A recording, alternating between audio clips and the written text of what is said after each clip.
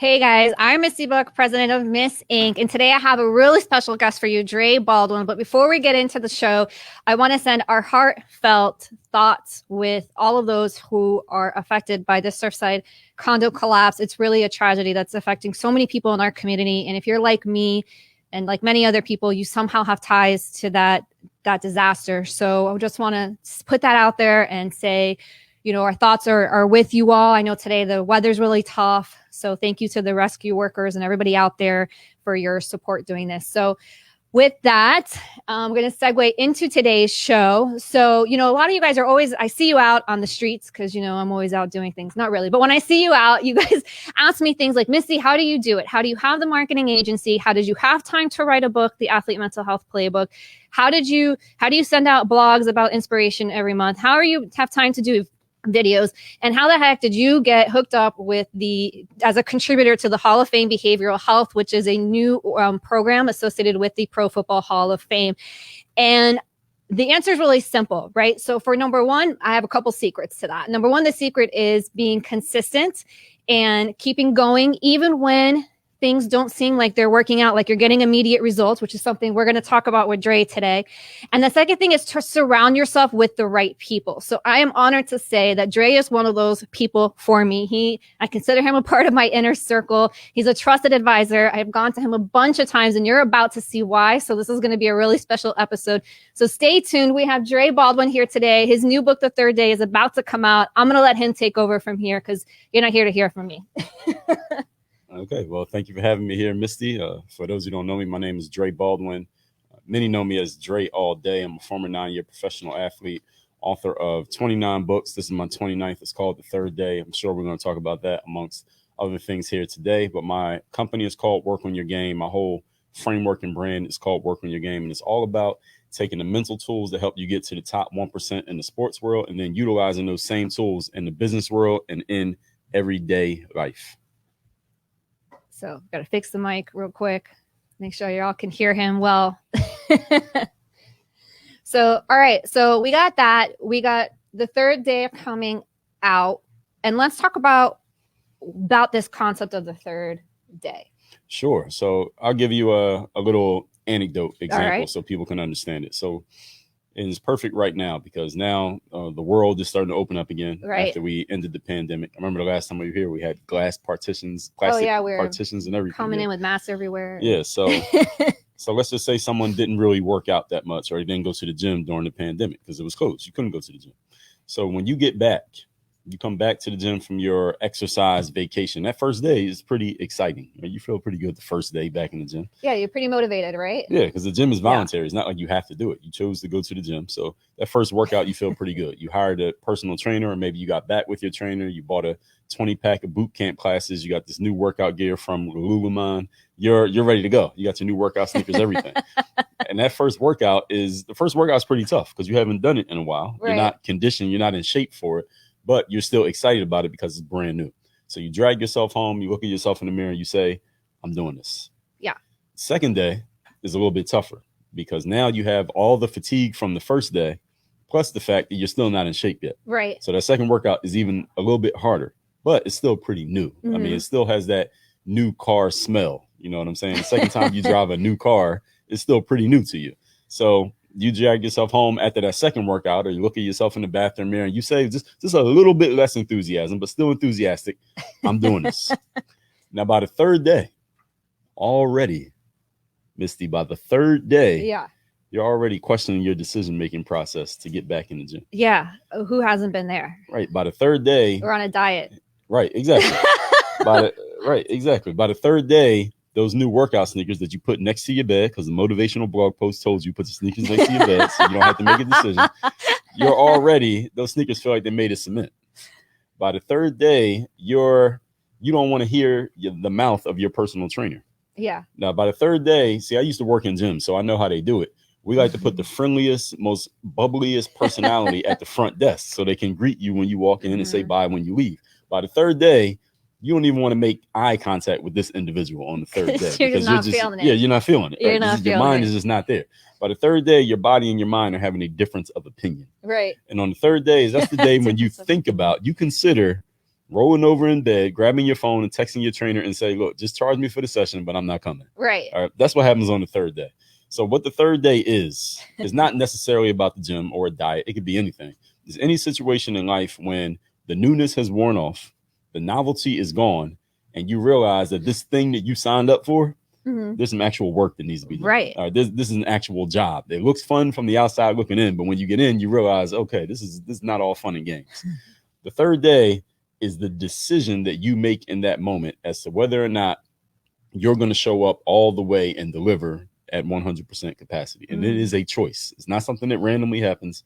It's a choice that you get to make. Right. So the third day is why I say it's a decision that separates the pros from the amateurs, because to be a professional, you have to show up every single time and deliver. That's what makes someone a pro, is that we know what we're going to get. Right. It's not that you have talent or skill or resource. It's that we know you can deliver it every time. So that's what the third day is. Yeah. Does that answer your question?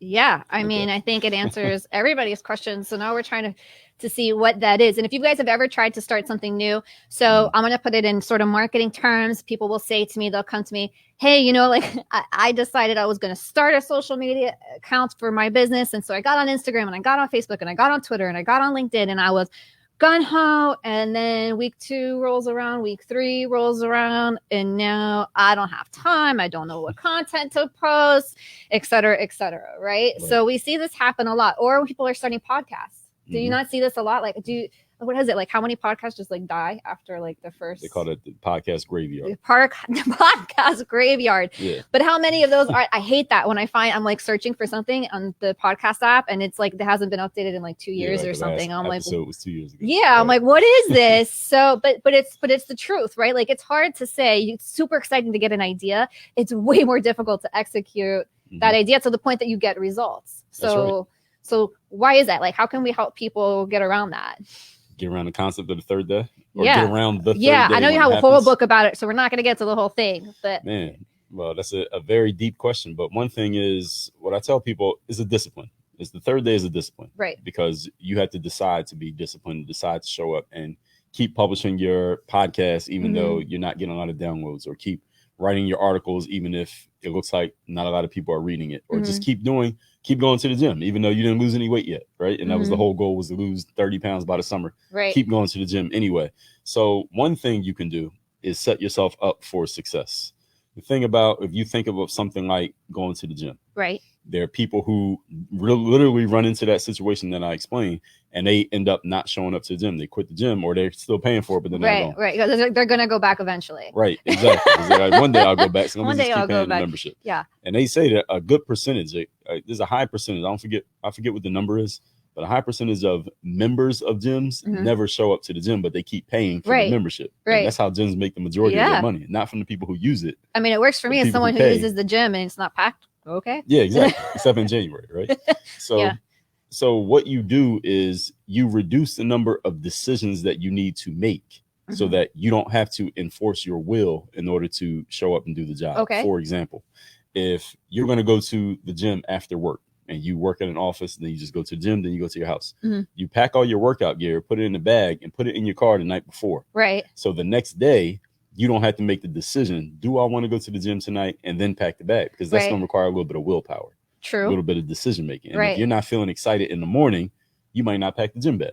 Yeah. Another thing, put your workout sneakers next to the door, or prepare your protein shake the night before, so you don't have to decide, am I actually going to do this thing? Right. Because the wheels are already in motion, in other words. Exactly. So you reduce the number of decisions you need to make. So then when you get to that situation, everything is already in place for you to do what you need to do. It's the same thing with if you're podcasting. If you have a podcast set up, you have your lighting here, you have your microphone here, set it all up. So then when it gets to the time that you're supposed to do your podcast, everything is already set up. So you don't need to make 10 decisions. You only need to make 2, which is sit down, turn the mic on. Right. Instead of 10, set the lights up, set the mic up, figure out your content, have all that stuff already done so that you don't have to make as many decisions. Now, these are just examples, but the point, Misty, is that you want to reduce these decisions so that when it's time for you to do the thing, you have already prepped yourself for it. This is the same way that people do meal prep. They set up all their meals on Sunday night. So then when they get during the week, they already have their meal in place. Instead of picking up a Snickers bar or a bag of chips, they already have a meal in place for them to eat, so they don't make the wrong decision. So Right. none of us, you come across a person who's very disciplined and they do the same things all the time consistently. It's not because they're superhuman. Mhm. It's because they have just followed a few simple ideas to set themselves up for success, to where they don't have to make a decision every single time to be disciplined. Right. That's where discipline comes from. It's just setting yourself up for it. It doesn't make you so exceptional compared to other people. People who don't enact discipline, is just that they haven't set themselves up for it. And this book is going to help people understand how to set yourself up for discipline, so that you don't have to make a decision every time. Right. The decision's already made for you. Right. And I think that's genius, right? I think, Mhm. I mean, gosh, I like coming here because I have a time in a day that I come. The studio's already set up, Exactly. you know, so it's like it minimizes my work, because it's like, okay, like this is something I have to do all on my own, which is something Mhm. that you talk about as well, actually, is getting people on your team. Right? Like Right. having the right people, outsourcing things. Don't try to do everything on your own. So does that Exactly. go into the third day concept as well? Absolutely, because nobody's good at everything. Right. Right. So right now, I don't know how to do the microphones or the lighting or anything. We got Word over here. He's taking care of all of that. Yeah, he's our So guru. I wouldn't know how to set all of this up. But if I can find someone who can set it up, they can do their part. Mhm. I'll do this part, and we both benefit from it. I Right. do what I do. You do what you do. Ward does what he does, and everybody wins. Everybody benefits from that. Right. So that's definitely part of the third day, is making sure that you have the right resources in place, and Mhm. people are a resource. Right. And learning to use yourself as a resource, knowing where you're a resource to others, and knowing where others are a resource to you. That's definitely part of the third day. That's awesome. So, Yeah. and I hope this is making a lot of sense to you guys. So I always have 100 million questions when I have the opportunity to speak with you, because it really is Let's an keep going. opportunity. So I don't know if you want to continue talking about the book, or Talk about anything you want. so, anything that I want. Yes. So many questions. All right. Well, I'm not going to use this for a personal session right now, although I have used Dre for personal sessions on many occasions, but we're not going to do that right now. Sorry. All right. So you have the book. You know, you recently, you're always on the cutting edge of new technology and using that for marketing and connecting with people. And we've talked about so many of these different tools. So what are some of the things out there that you're seeing right now that are the most effective for you and that could work for other people who are entrepreneurs and trying to build their presence in an ever increasing crowded place, right? It's really hard to break through all that noise. Right. That's a great question. And I think one of the best things is this concept that I call, it's not new, but a lot of people don't know about it. So it would be new to them. It's called the Dream 100. Okay. You ever heard of the Dream I 100? have not. Okay. So How is that possible? As many did conversations as I've had with you, yeah, do I tell. did a podcast episode on it. You might have missed that episode. I missed that one. Yes, I'll tell you about it after. All right. But anyway, the Dream 100, is a very simple concept. Concept is you want to find at least 100 people who have already gathered your dream customers. Okay. So let's just say, what's something that you sell that you want to sell to more people? Actually, I would like to do more coaching with people. We've talked about Okay. this before, right? Okay. So more what kind of one-on-one people you wanna coaching. coach? Athletes. All right, perfect. So your Dream 100 strategy Uh-huh. is you want to find 100 people, let's say people like me and Uh-huh. people like you, who already have an audience of athletes. Okay. That's the concept of the Dream 100. Now, Okay. that's simple enough, right? So Right. you can find someone who has a podcast or someone who sells, maybe they sell products to athletes, like Actually, that's shoes. almost one of the ways I found you. I was looking for mindset for athletes. I think that's how I found you. Right, exactly. You're going on I've number talked one on about my that list before. of 100. Okay. Exactly. So that's the Dream 100. You find someone who has that audience. So you do some work with the NFL. Right. The NFL is one of your Dream 100. Right. Because they have an audience of athletes. True. Because they are who they are. Right. So your Dream 100 would just find other people who already are serving athletes in any way, because they don't have to be a certain way. It doesn't have to be a podcast. It could be a personal trainer. Mhm. They might have 1,000 clients. They're athletes. They go on your Dream 100. Right. So your job now, once you have that 100 people, or they have an audience, they have it, is now you need to figure out a way that you can get in front of that audience that person already has. Okay. That's as simple as that. How would you do that? You reach out to that person. Right. You reach out to that person, and actually, this is just one way. Let me be on your show. Let me be on your podcast. Okay. All right. You talk to athletes. Let's say there's a guy who talks to athletes about, here's how you recover from hard days of training. Mhm. Here's how you physically recover. And you say, okay, well, you talk to them about that. Here's how what I do will complement what Right. you do. That makes sense. So I talk to athletes about mindset and about mental health. Right. So now it complements what they're doing. So you're not competing with them. you're giving them something that will add to their audience. It will make them look good because they brought you in front of the audience. Right. And it makes you look good because you already get to borrow a little bit of that know, like, and trust factor because that person already has the relationship. So you win, they win, and the audience wins because they get value. Everybody wins. This is like Oprah, and you win, and you win, and exactly. you win. Everybody gets a win. So everybody wins. That's one way to use the Dream 100 is you figure out a way to collaborate with that person. Another way is you could even do something as simple as, let's just say, like I talk about mindset and personal development. So let's say Tony Robbins is in my Dream 100. Now we know Tony is a big name. He has a huge audience. Huge. Right. So let's say I can't get on Tony's podcast. I'm reaching out to him. Nobody's responding. What can I do? I go to Tony's Facebook page and I see he has 3 million people liking his page. I will run an advertisement and target people who like Tony's page. Yeah, super smart. So now the only people who see that ad are people who already like Tony Robbins on Facebook. Right. So now I'm still using the Dream 100, but Tony might not even know that I exist. Right. But a bunch of his audience members are going to see my ad, and if I get a percentage of them to buy my product, now I know, at least I'm targeting people who I know are interested in personal development. I'm not just putting the ad out to anybody randomly. Right. Which will cost me a lot of money. Yeah. So that's very expensive to randomly run ads. Exactly. So that's another way to use the Dream 100 right. is to figure out a way that I can just get my stuff in front of those people, even if I can't get in touch with the main person, whoever it is. Here's another way.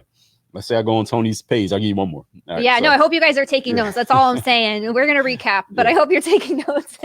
So let's say I go on Tony's page and instead of running ads and I can't get in touch with Tony, I just start going into the comments of everything that he posts. Right. And interacting. Exactly. Somebody leaves a question or somebody has a challenge and I just engage in every post. I'm just going in there and leaving value and adding something. And if I keep doing that consistently, maybe one of Tony's, his assistant might see it. Right. And now they know my name. And then I slowly work my way up to where maybe he notices me. Right. Because I'm leaving all these comments and engaging. And I know people who've gotten jobs doing that. Just engaging on the Facebook pages. And because they were giving so much, so often that they start to get on the radar of the main guy or the main girl. Right. And then they can get themselves in.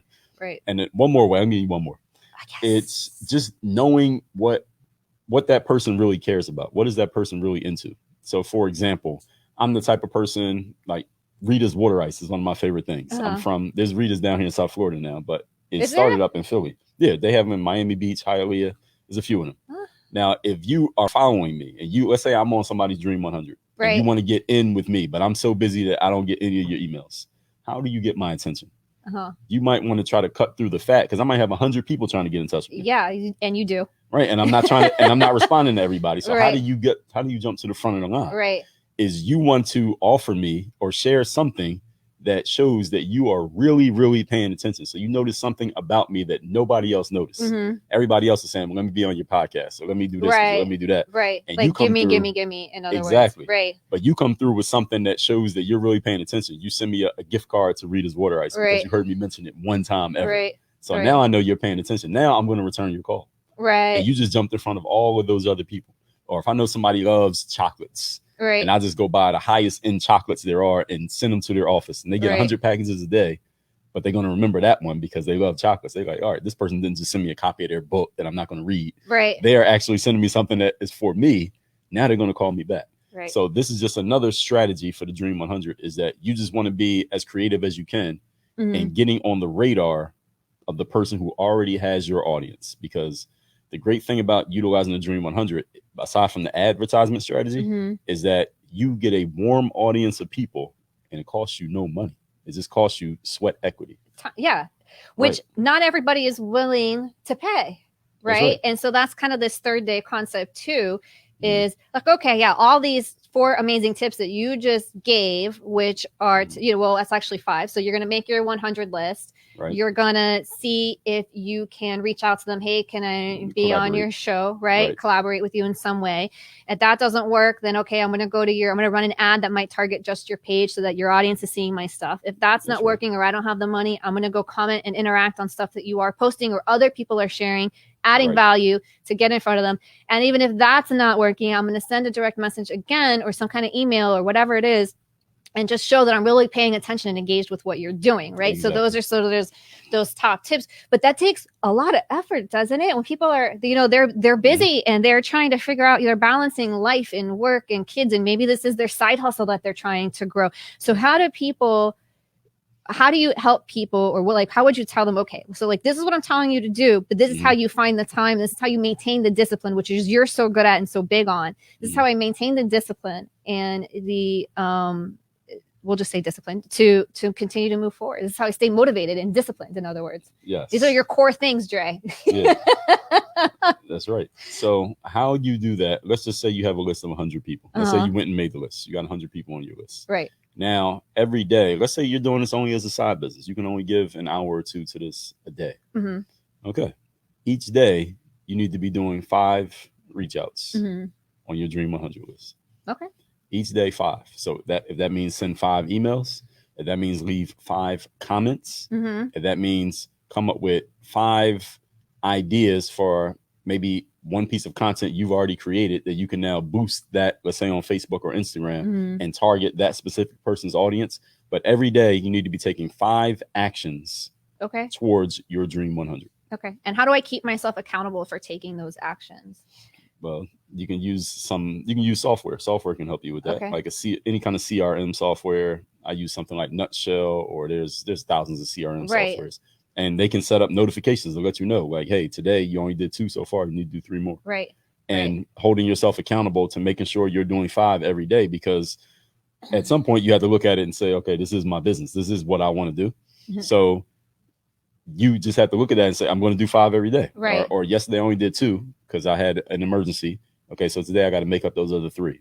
Now I got to do 8.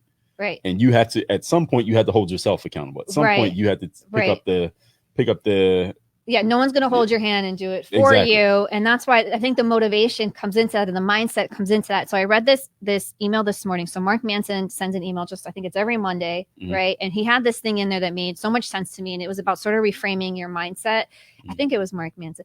Was it him? Or I don't know. Anyways, so it was one of the emails that I read today. Maybe it wasn't him. But anyhow, but the thing was about this person was saying that if they decided they were going to stop going out and stop drinking, right? So they said to themselves, all right, their mindset would be, I'm going to go out and I'm going to go to this party, but I'm not going to allow myself to drink. And so that was sort of setting them up for failure, that mindset. But when they shifted it to, I'm not someone who drinks at parties, and just sort of like that little tweak in the mindset, it actually made that process easier for them. So in terms of setting mindset to help yourself stay accountable, we've talked before, you talked about, you have something in the book about that, because we've talked before about your story, about telling a story that fits the narrative and that fits where you want to be. And that story can be anything that you want to be. So if your goal is this, but you're focusing on sort of where you are over here, you need to really be focusing on your story of where you want to be. No, I am this, in other words, right? So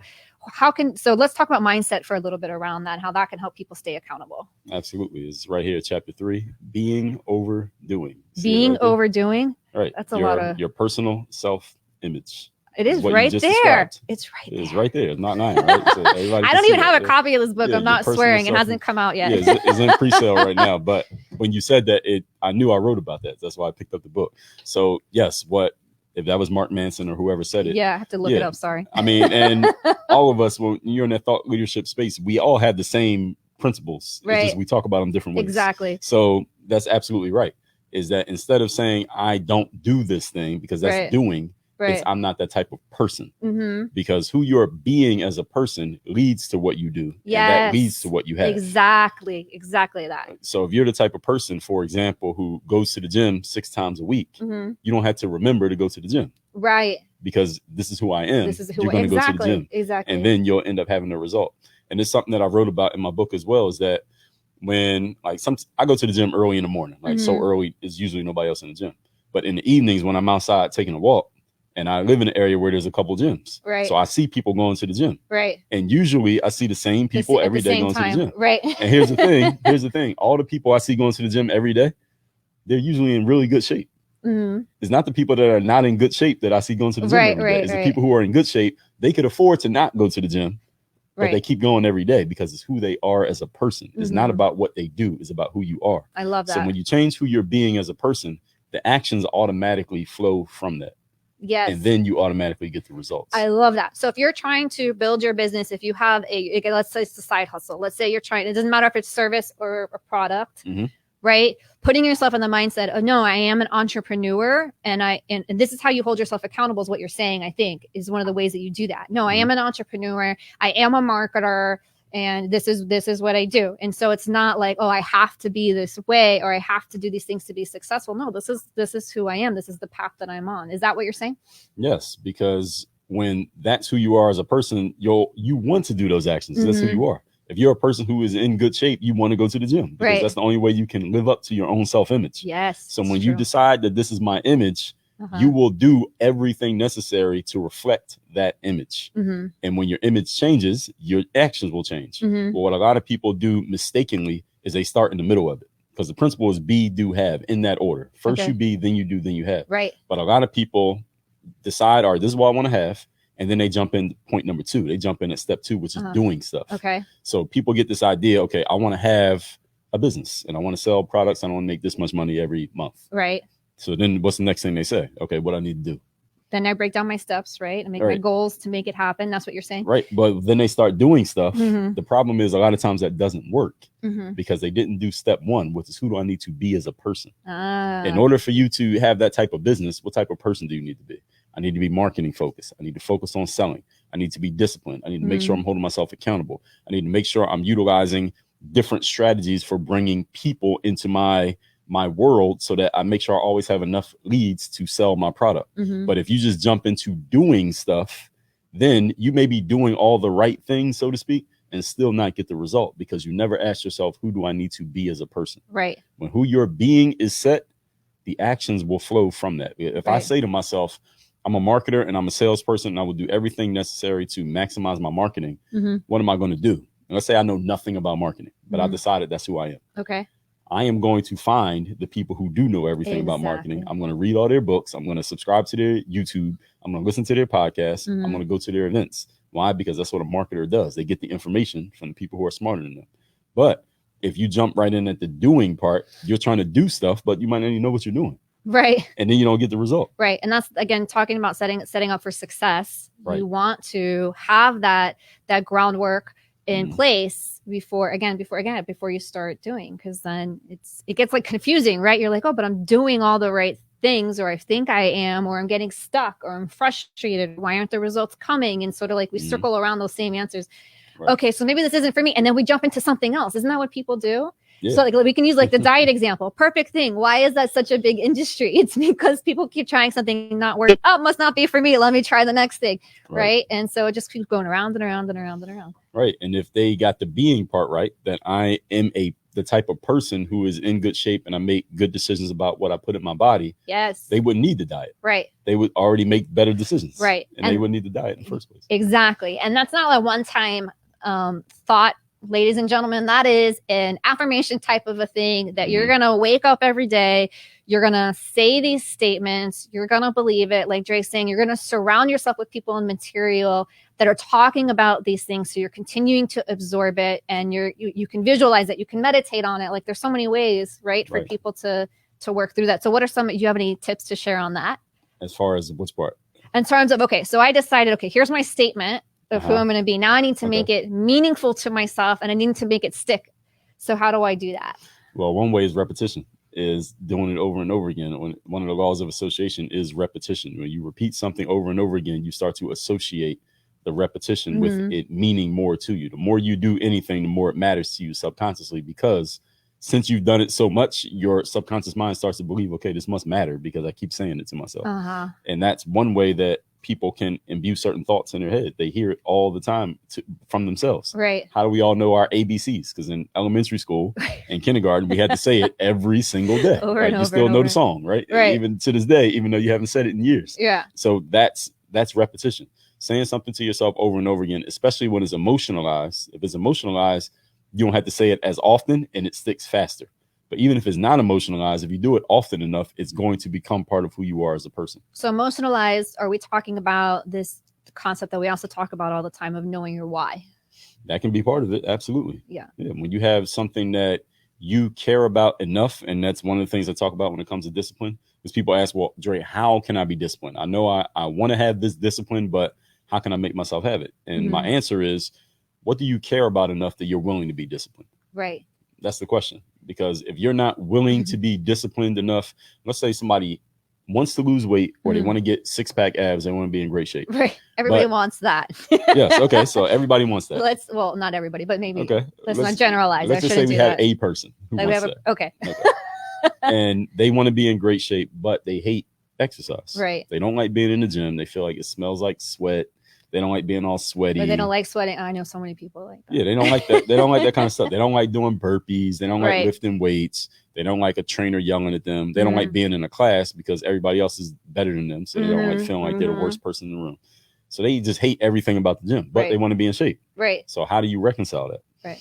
The question is, what do you want that's on the other side of the gym that matters more to you than your dislike of the gym? Until you can answer that question, they will never get in shape. Right. They must figure out, what do they care about enough that is a result of dealing with this thing that you hate, right, that's stronger than your hate for the gym. But if they don't figure that out, they'll never do it. I heard you give an example of that once on a podcast. This was a long time ago. And you said one of your tips for that, which I have quoted before, is to just keep asking yourself why. Right. Well, I want this. Well, why do I want it? Because of this. Well, why do I want that? Until you get to the answer that's definitively powerful enough and sort of like hits you in the gut that, okay, now I really know my why. That's right. And that's usually what I've heard is that you need to ask that question 6 or 7 times. Wow. Before you get to the emotional part, because usually as humans, especially as we become adults, we get good at being socially acceptable and saying something that we're willing to share with the whole world. Right. But our emotional reason behind things usually is something that we don't tell everybody. Something that is very intimate and personal to us. Right. So you may only tell that to somebody we really trust or only to ourselves. So that's why you have to keep asking the question. And then when you get to that thing that's emotional enough, that's what will drive you, because emotion overpowers logic. Yes. Right? Anything that's emotional bypasses the logical center of the brain. Right. It doesn't even have to make logical sense for someone to grab onto something emotionally. Right. So when you figure out what that is, then the emotion will fall in line behind the logic. Yeah. Perfect. That's how most people's brains work.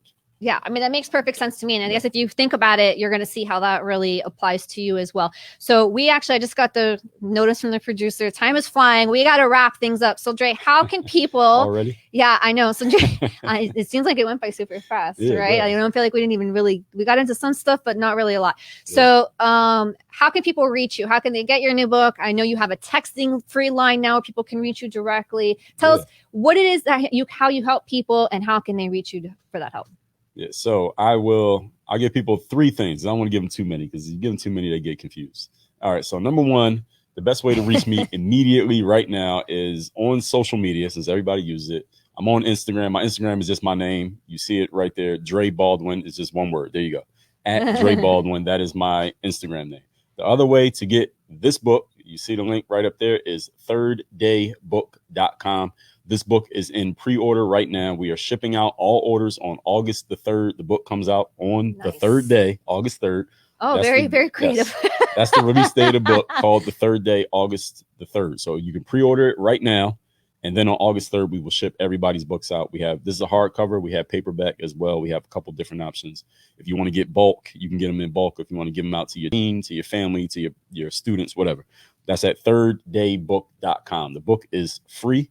All you're going to do is cover the shipping. So we're giving you the book free. You just cover the shipping, thirddaybook.com. And the third thing is, you mentioned my text line, so I'll mention it, is you can send me a text message. You can ask me any question. You can share a challenge. And every day I send out a daily motivation text to everybody in my text list. My number is 305-384-6894. You can just send a text right now and just say hello, and you'll be on the text list. And you can ask me a question. And yes, it really is my text line. So every day I take time and go through the texts and respond to people's texts. My number, again, 305-384-6894. So I'll just stop at those 3 ways. I'm all over the internet, but those are the you even have, but wait, we didn't even get to the 4th thing, which is, again, there's multiple, but the 4th thing is that you have a live event coming up here in Miami. Yes, I do. Yes, and that's a big thing. We should talk about that. We should talk about that. Yeah, we should talk about that. So as we wrap things up. Sorry, yes. word, 2 more minutes. All right. All right, so this event is called Work on Your Game Live, easy to remember. And the website is workonyourgame.live, not .com, but .live. We own .com as well, but workonyourgame.live. And what that is going to be is me spending an entire day giving my best material for your personal and professional growth to you. I'm going to be teaching the entire day, and it's going to be here in Miami. If you are not in Miami, then this is a perfect excuse to come here. If you are in Miami, you already know Miami is great. And hopefully, if this is your first time ever hearing of me, hopefully I've given you enough to whet your appetite that you can see that this guy knows what he's talking about. He has some value to bring. Again, that is workonyourgame.live is the website where you can get all the information on what I'm going to be talking about, event information, questions about the locations, all of that stuff, workonyourgame.live. That's August 25th is the date for that event. All right. So mark your calendars, block it out right now, whatever you got going on. So I want to thank you for being here today. Again, I know we didn't get a chance to we got to a lot, but we didn't get to a lot because you always have like just endless amounts of gems. I didn't even get to a question that I had, but that's all right. We're going to just continue. Maybe you can come on another day and share some more tips.